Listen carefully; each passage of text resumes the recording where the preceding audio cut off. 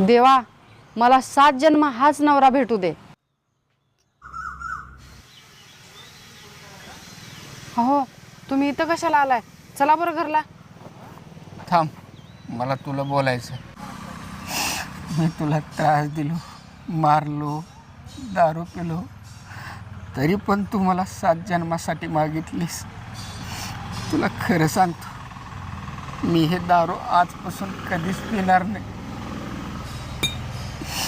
तुझ्याने शक्य झालं तर मला एक वेळेस खरंच मनापासून माफ कर।